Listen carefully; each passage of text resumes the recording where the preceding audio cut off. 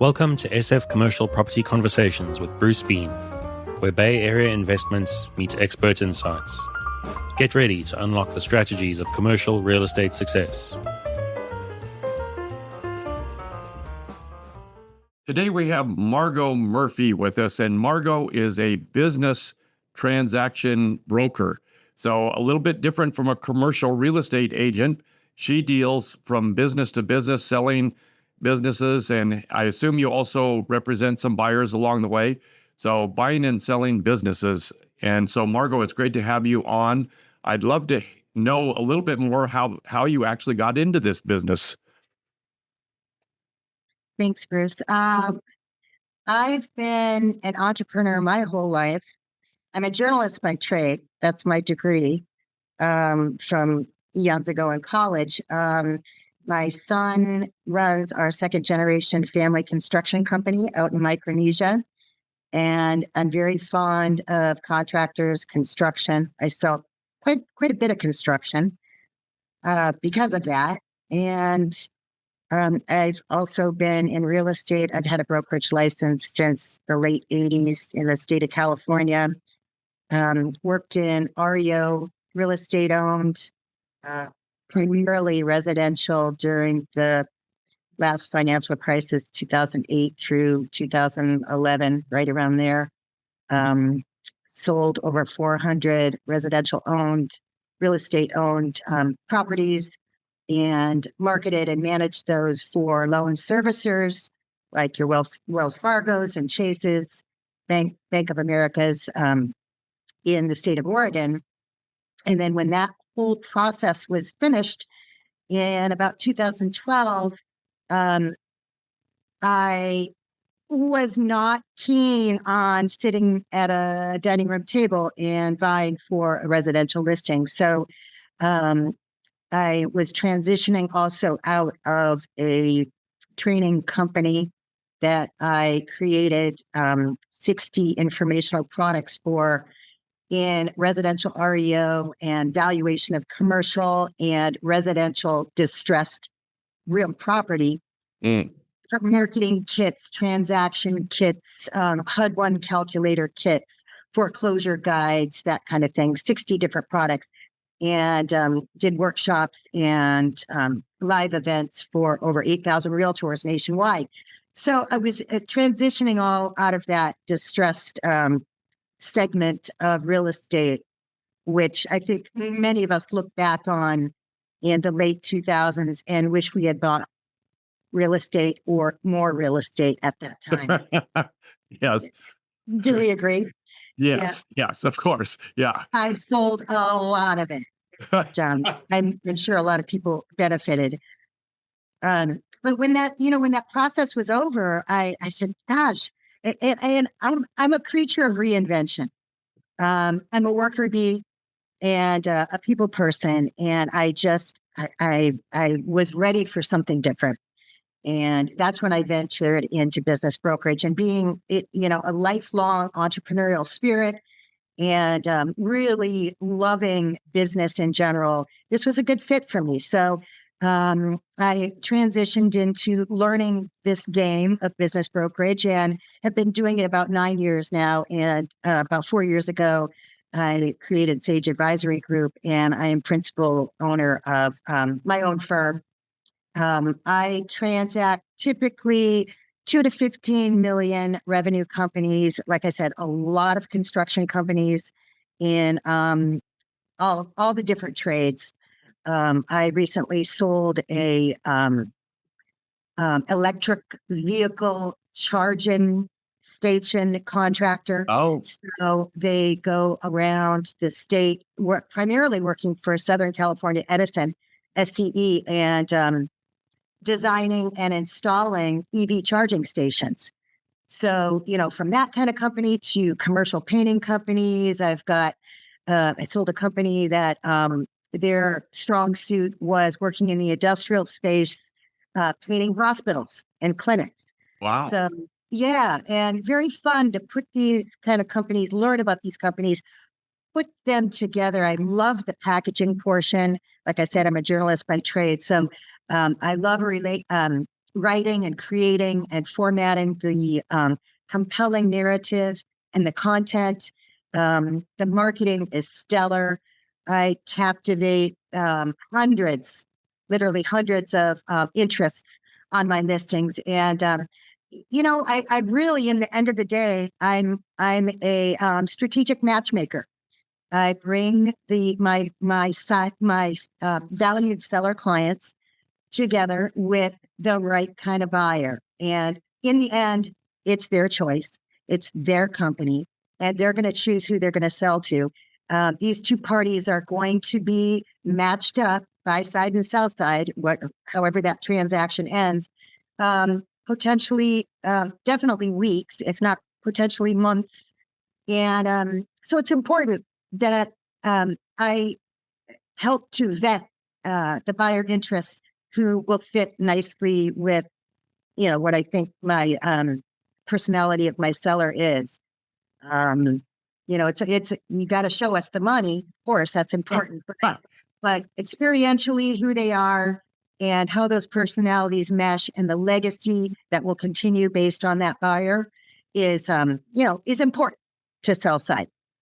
So I'm curious, do you use CoStar's buy-sell site? Where do you market your product? I assume there are several sites where you can market businesses for sale. Oh yeah, there are a lot of approaches. There are a lot of online platforms where the world comes to us, so to speak. I push the marketing out there and the information. I try to put a lot of work on the front end of putting my opportunities together because I want to weed out the looky-loos, and I don't want to leave a lot to the imagination. I want to ensure that pre-NDA, folks get as much information teaser-wise. They're not going to know the company name or exact location, but they're going to see the numbers, the performance numbers, the financial numbers, and learn a lot of the details of numbers of employees and longevity in the service that they're doing, et cetera, the management style, all of that. Because if I find, this is just my philosophy to what I do, if I don't provide enough of that information, too much time is wasted on everybody's part. The buyer doesn't get enough, and so they're frustrated, and maybe they're pursuing something that isn't a good fit for them after all. So, I enjoy that initial marketing and what goes into that very much. So different than commercial real estate or even residential real estate, you don't actually disclose the name of the company or the location until they sign that NDA, right? Yes, and potentially not even then. Oh, at what point do they finally get to know where it is? I've got sellers with different degrees of sensitivity. Yes. Okay. Right. I've had certain sellers that you might even call highly paranoid, and Yes. and I'm saying that in as a term of endearment, Yes. not Yes. not as a negative. But yeah, it depends. They're the boss, so if they're nervous about folks don't want potentially. And this could be a fine line. When do you tell your employees? Yeah. How should your Oh, employees right. know? Yeah. No, a big It's- deal. It is. It is. And it's a lot of emotional and psychological um, caressing and information gathering in developing a relationship with my clients because I want to do them right. They expect me to do them right. And the confidentiality is extremely important. Is there any 100% guarantee? No, especially when you've got these opportunities going out to the world. Um, Much of it goes out to the public where the buyers are finding it on searches they're doing, but much of it is strategic on my part as well. I've got almost 8,000 buy side contacts, primarily buy side. Some of them are advisor based, escrow and attorneys and accountants and things like that, but primarily buy side within my database. So these are family offices, small equity funds. Maybe you'll get a couple of buddies from college.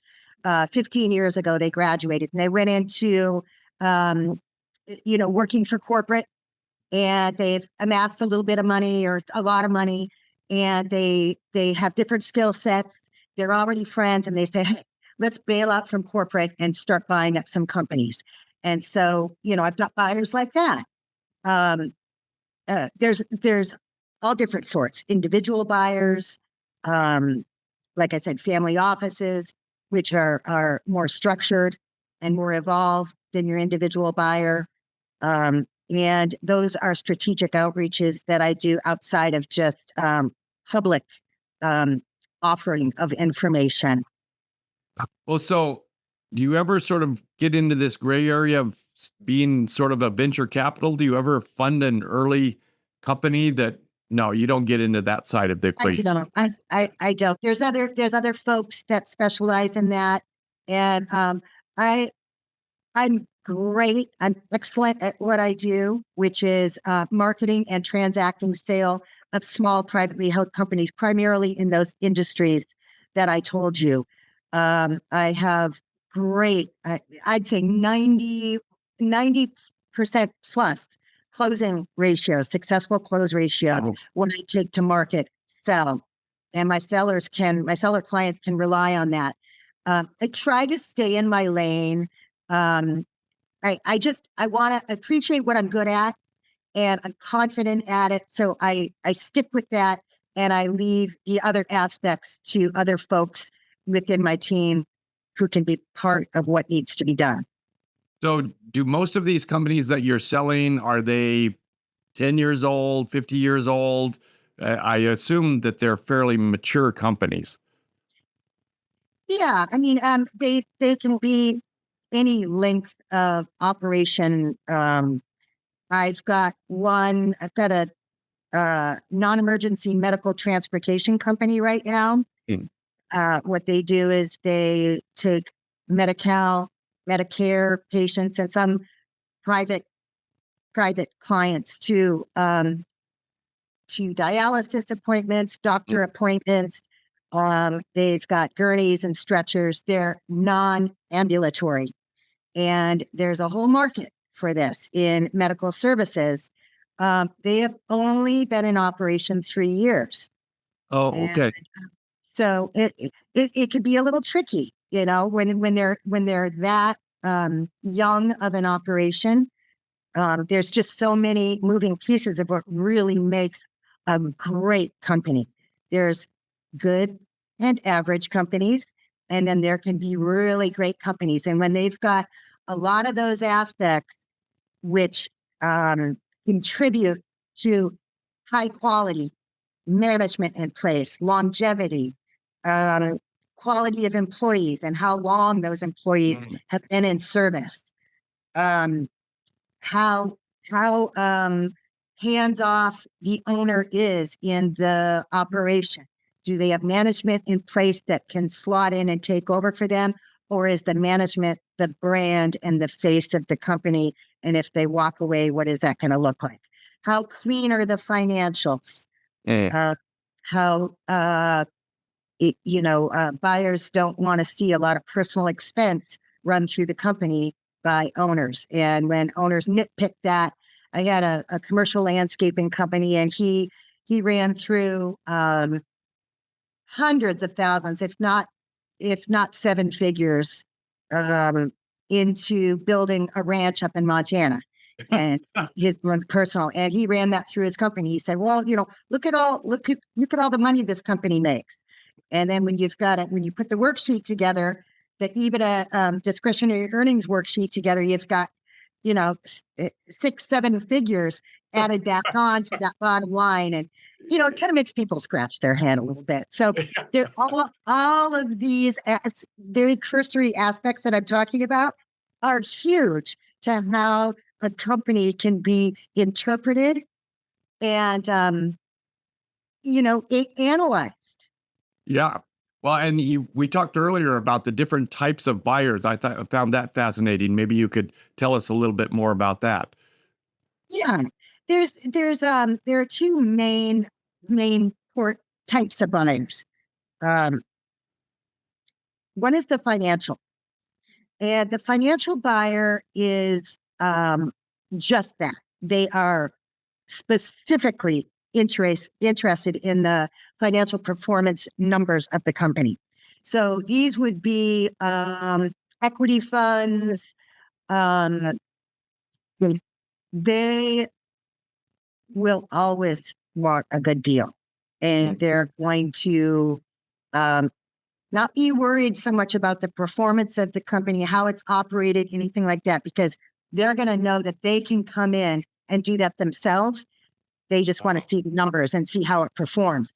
Now, the second kind of buyer would be a strategic buyer.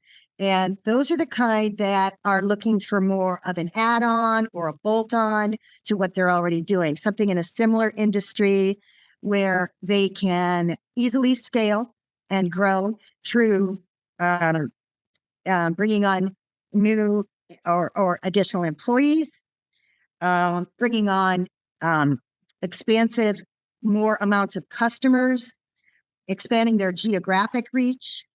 These are all strategic focuses for that kind of buyer. And they're not so important. They're not so focused on what those financial numbers are, because they know once they roll it into their existing operation, it's going to benefit them in so many more ways than just financially through those numbers. And, Right. and a big piece, Bruce, of what I do is once I really analyze the company prior to a potential engagement I take with my seller, is to determine what kind of buyer might suit my focus best, because both those buyers take different marketing focus and different communication. So do some companies provide audits to their buyer at some point? Yeah, definitely through due diligence that can happen, and that's another thing. I mean, if the financials are internally generated, that can instill doubt, Yeah. right? Right. So there's different levels of the financial audit that the company can take itself through too. Yeah. Yeah. And of course, due diligence, um, when a particular type of buyer comes in, they may really scrutinize those financials. Or as you say, if it's more of a strategic buyer, they may not look quite as close at the financial part of it, because they know from their existing operation what they can do to this particular thing if they're trying to expand into a location or something and buy up a firm that's similar to theirs. Absolutely. And another thing that I always find interesting, and I've known this for years and years, and I realized this when I was immersed in real property transactions too. But as a broker and an intermediary, because that's what I am, between parties and bringing those parties together and transacting the sale and negotiating the terms, helping to negotiate the terms, all of that, and dealing with the other advisors as part of the transaction. Um, I have to step back and remember that every buyer or every interest in anything I take to market does not see the offering the same way. What one buyer sees and gets really maybe freaked out about or is concerned about, and you think, oh my gosh, that's horrible. It's really going to be a detriment to taking, getting an interest in this company. Another buyer or buyers or interests won't even notice or won't even Right. make any Yeah. fuss No, about. no big deal. Yeah. Right. So for me in my brokerage efforts, I need to stay very neutral and not project anything on anybody or judge, because you just don't know. I'm a big believer in transparency. I'm very honest and ethical and follow laws and regulations and license laws to the T. That's important. But I also don't want to project on parties what I think they should feel or do. Yeah. Yeah.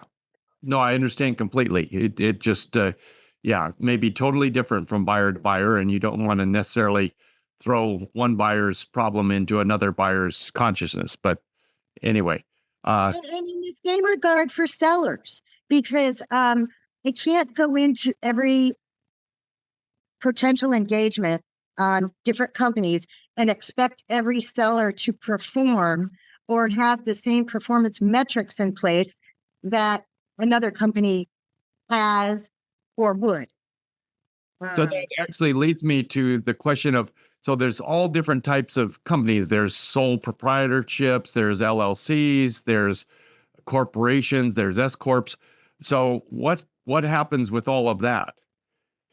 It just depends on what type of corporation as to how you sell it. Yeah, I don't typically work with sole proprietors. The companies I work with are more evolved as Yeah. far as They're more formal. Yeah. a big piece of that though are how many shareholders, and because I can get companies that may have 2, 3, or 4 different shareholders, yet whether they're under an S corp, which is the flow through, or a traditional C corp. Right. The last thing you want to do is take this process, which it's a lot of work. Yeah. Yeah. Not easy. Yeah. Take this process down the line and not have everybody on board.